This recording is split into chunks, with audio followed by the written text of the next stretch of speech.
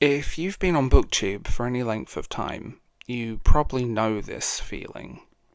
You make a video about something you actually care about, you spend 3 weeks researching it, writing it, filming it, editing it, probably questioning several times why you do this to yourself, and YouTube gives you approximately 17 views. Then you upload a video where you stand in front of a camera holding 10 books, smiling like you've just won the lottery, and suddenly the algorithm is like, my god, this one. And honestly, I think that's one of the reasons I never meant to become a content creator. I recently, I was watching and reading an article by Alison Talks Books. She turned it into a video about accidentally becoming content creator, and if you've been around my channel for a while, you know that Alison has this incredibly irritating ability to talk about something completely normal and somehow open the floodgate in my brain. And I mean that as a compliment. So, Alison, I'm going to tag you in this because apparently you caused this. I love her content, genuinely. But I think she hit something on the head that a lot of us who have been doing this for a very long time probably understand. I didn't intend to do this. I didn't intend to spend 10 years making BookTube videos. I didn't intend to become a content creator.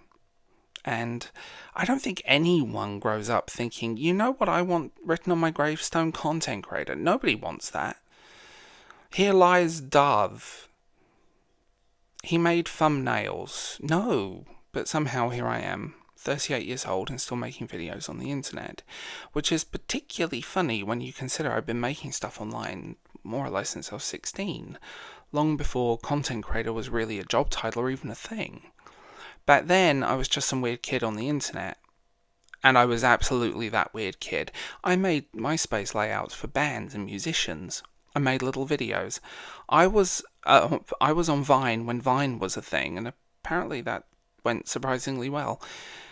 I had another YouTube channel before this one called Will for the Win. Will for the number, the win. We do not talk about Will for the Win. Those videos are private and they will remain private. Some things are better left buried, preferably surrounded with an ancient curse and about 50 feet underground. But the point is, I've been making things on the internet for a very, very long time, and when I started this channel, I genuinely thought just bringing that same energy into something else. I love books, I wanted to talk about books. I thought, there are other people who like books, I'll talk about books with them. That was basically the entire business plan. There was no business plan. And I certainly wasn't sitting there thinking, right, how do I build a personal brand? I didn't even really understand what a personal brand was. I just thought I could make videos and talk about things I liked. And then you discover that every community on the internet has its own language, its own aesthetic, its own rules, its own things you're supposed to say, its own things you're absolutely not supposed to say, and BookTube is no different.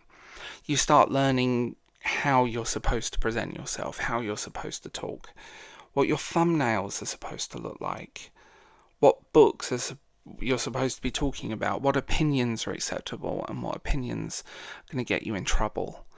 And I didn't necessarily realize I was doing that. You just start adapting. I look back at some of those early thumbnails now and I cringe.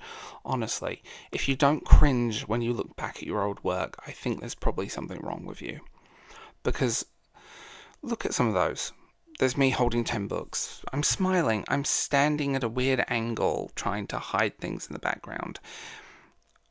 The books are properly arranged in some ridiculous way, and I remember thinking, if I put these books up here, it makes me look well read. I know. But seriously, I remember thinking, this is what I'm supposed to do, because this is what BookTube looked like. If you had the books, you had to have the thumbnail, you had to have the aesthetic, and essentially you start learning how to play a game. Someone actually pointed this out to me recently, and thank you, Jonathan, because I think you're absolutely right. There was always a mismatch between me and BookTube. A lot of people come into this space with a strategy. They wanted to be YouTubers. They wanted an audience. They wanted a career. They wanted to build something. And absolutely nothing wrong with that. But I didn't. I came into BookTube believing the version of it that you saw from the outside.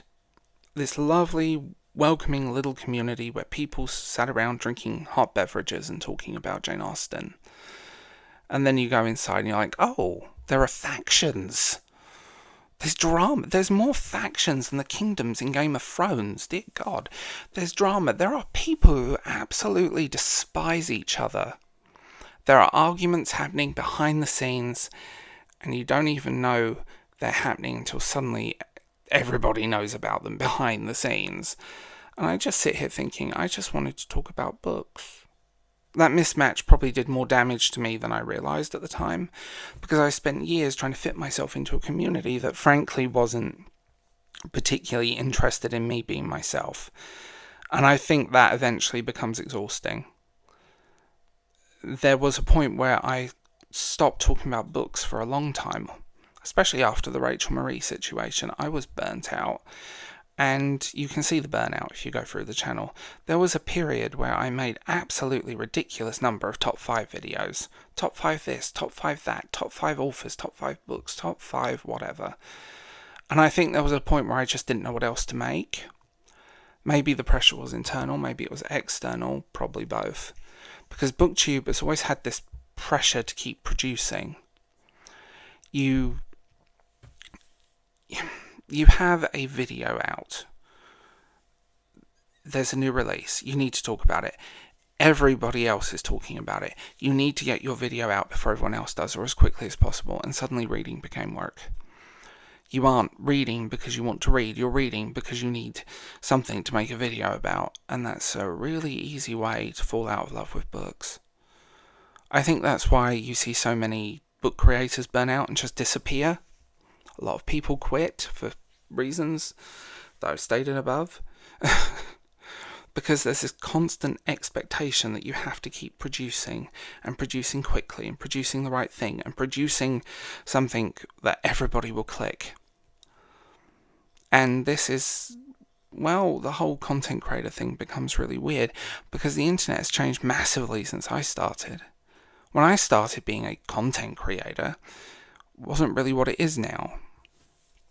Now everybody can become a content creator. You can go viral on TikTok, easy.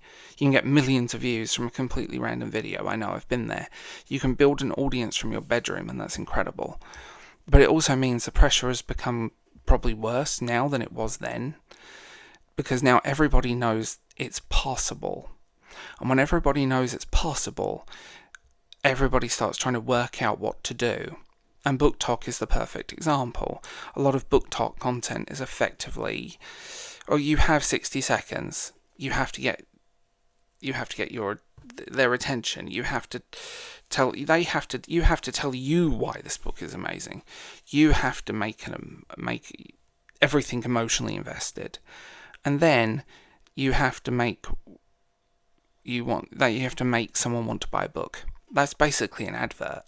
I'm not saying that as a massive criticism at all. It works. But there is a very different from the thing I thought I was getting into.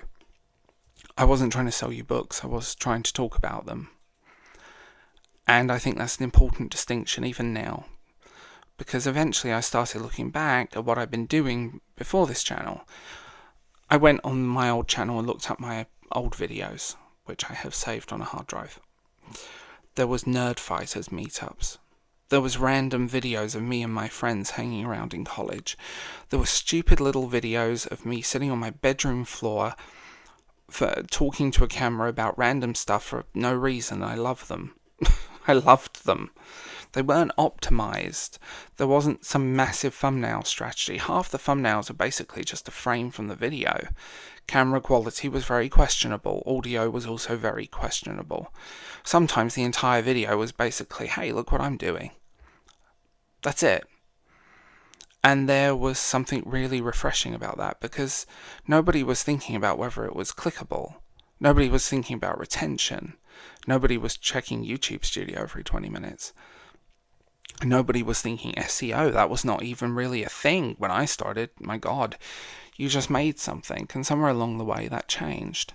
I remember the peak of like the whole British YouTube scene, the Brit Crew era. Whether you like it or not, that stuff was and is incredibly influential. You can see the fingerprints all over that era of YouTube, the editing style, the thumbnails, the music, the presentation. I remember thinking I had to learn to do that too. And then BookTube developed its own version of that, and suddenly there was a very specific look, very specific language. You needed to be relatable, but also intellectual, but not too intellectual. You needed to have opinions, but not the wrong opinions. You needed to be interesting, but not controversial. You needed to look like you were effortlessly doing this, while obviously spending hours doing all of it. And I think that eventually became really exhausting. I remember the videos I would spend weeks making sometimes that I'm genuinely proud of, and they would completely flop. And then I would make a book haul, and I'd be sitting there with holding 10 books, and some of those haul videos were completely ridiculous, by the way. I wasn't buying 10 books every week. Sometimes I was going out of my way to find books because I felt I needed to make a video. I needed to keep up. A lot of those videos were a little bit fake, and then actually a lot of book haul and haul content is a bit fake. Everyone was talking about this book or that book. Everybody had read this book or that book. Everyone had already read it, and if I didn't talk about it, I was behind. And that's when it stopped being fun, because it wasn't reading anymore, it was keeping up, and there is a massive difference between those two things. Eventually I stopped. I started talking about movies, I started talking about other things, and some of those videos are actually pretty good. Some of them I look at now and think, what the hell was I thinking?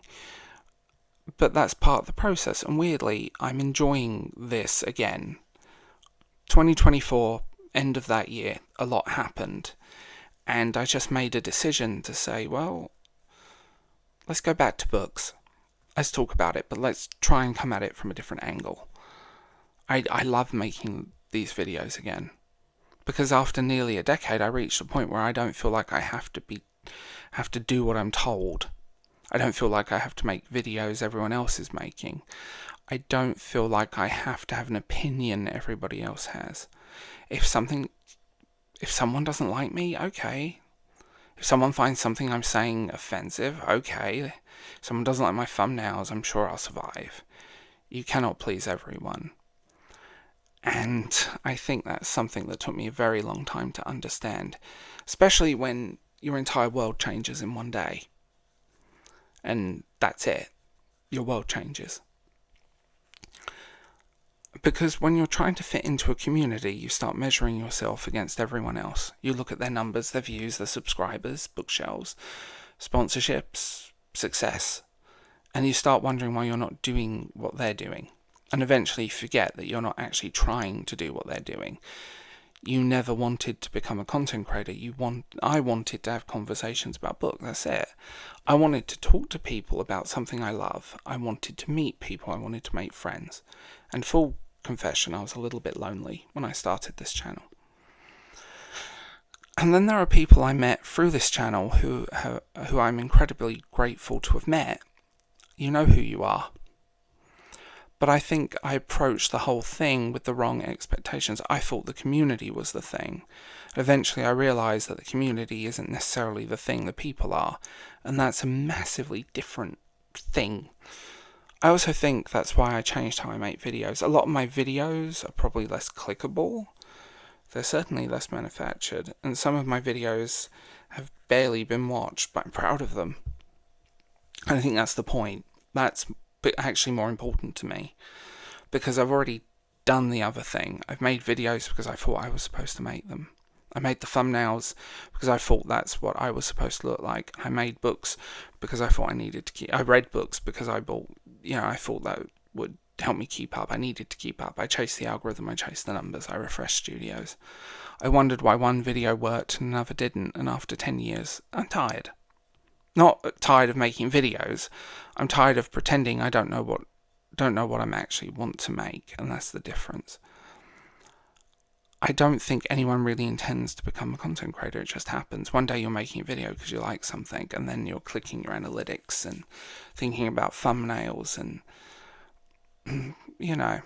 then somebody knows you from the internet, and someone asks you what you do, and you have to say, well, and suddenly you're a content creator. And you're sitting there looking at your YouTube studio at 2 o'clock in the morning, wondering why the video about William Gibson got fewer views than a video where I'm holding up 10 books. That's the job, apparently. And no one talks about this, by the way. The weirdest part of all of this is watching yourself age through it. Because I can go back and I can see myself 10 years ago, 20 years ago, 25 years ago. Different house, different clothes, different hair, different beard, different ideas, less grey hair as well. Different person, really. And when you see those thumbnails, and I was hiding a very obvious part of myself in those early ones, you see different versions of yourself that have existed over those years, and that's a very strange thing when you don't really think about that when you start. You're effectively creating a public archive of yourself. I can go back and watch myself at 28, 21, 18, 17, 16. But I can go back on this channel, 27, 28, 29, 30, 35, and now I'm 38. And I'm still here, and which is honestly quite funny, because 16-year-old kid making random videos on the internet had absolutely no idea he would be doing this decades later. And I certainly didn't think when I started YouTube I would be sitting here, this channel, a decade later, talking about books, but I am. And maybe that's the thing I figured out. I didn't become a content creator because I wanted to be a content creator. I become one because I had things I wanted to talk about. And I think I've spent far too long a time worrying about whether those things were right to talk about. Now I'm just going to talk about them. If people watch, brilliant. If they don't, well, I made something I'm proud of. And maybe that's the most freeing thing I've had in this channel. I don't have to become anything anymore. I already actually became it. It's weird. So I might as well enjoy it. And Alison, again, this is your fault. I'm tagging you. You've opened the floodgates. So there we go. 10 years of BookTube, 20 plus years of making stupid things on the internet, and somehow I'm still here. I was quite famous on MySpace. That was fun. I never meant to become a content creator, but apparently I forgot to leave. And as you leave, remember to like and subscribe and hype this video. And if you want a podcast and early access, I have Patreon and channel memberships. And all the links you need are in the description. So, here's to the next BookTube video, I suppose. See you in the next one, guys.